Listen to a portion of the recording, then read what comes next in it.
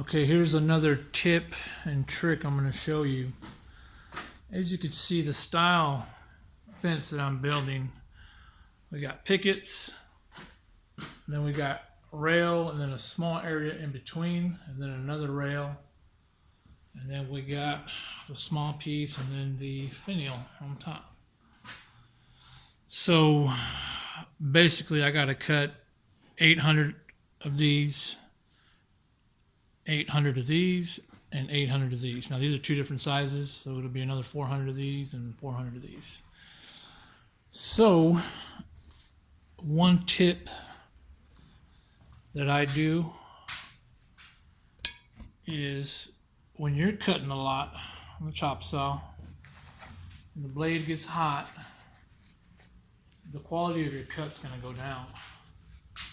But since we have to cut 2,400 of these, you can't sit there all day and put new blades, and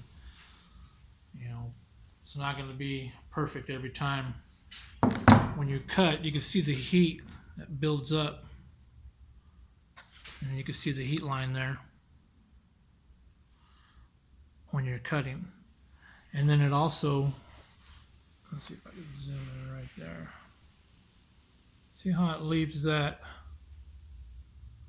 little lip right there? And this is the same thing for the pickets. I do this as well.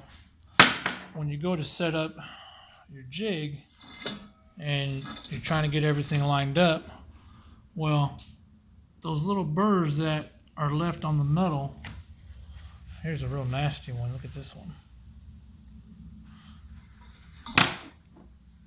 When you go to set up your jig, you see that big old burr? Well, you can't have that because it's going to throw off your measurements. It's not going to want to sit right. So what I do is, before I used to do it when I was taking time in between to give the welder a break, but now I just sit here and do this for about 20 minutes and get a bunch of these knocked out. Just get a hammer, and then you just hit it.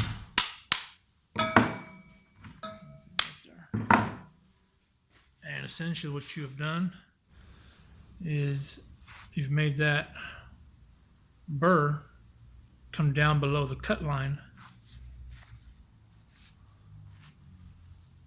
I'm going to do this one too. So now, when you go to put these all in your jig and get it all ready, you'll be able to push that right up against there. See that? And start welding. And that little piece that's left over there, that burr, is going to weld into the puddle anyway, so it's not going to hurt it. So that's something you can do that's going to help you out. Also, like I said in the other video, it's all about being efficient and taking the time in your preparation. Now, how do you line them up so they all look straight? Well, I built a jig, and the way this works is I got a long piece of metal and I welded a little piece on each side so that it would stay right above the picket. You see that? You can't even see the one under it. So you go like that. So it keeps it nice and straight.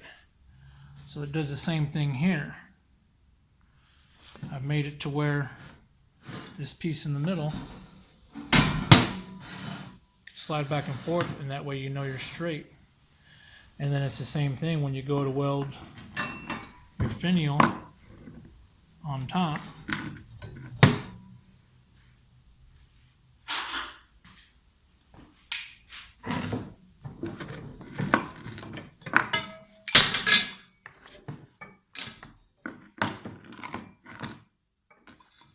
Do the same thing. And what that does is it lines everything up with that picket so they're nice and straight, and it looks like one piece going through the middle. Look at that, you can't even tell it's there. So that's one tip I'll give you guys, and you know, make a few of them.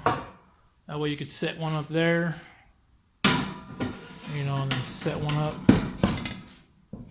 further down and work your way back and forth. Now remember, your heat, you're going to have to work back and forth, because if you try to start welding on one side, as you weld this side up, that side's going to curl because of the heat. It's going to want to give way over there.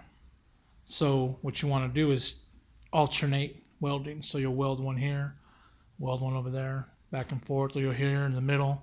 However you want to do it, just distribute the welds. Don't concentrate on one end, because if you do, it'll start to warp. By the time you get down there, that piece is going to warp out. And you can fix it. You know, you'll have to get like a big clamp. I'll show you what I do here after I set it up. I'll put clamps on here just to hold it in place, keep it square while I get started. And what I do is I'll weld one in the middle first, and then I'll go to the outsides, and then I'll alternate from there. So I'll show you that here in a minute.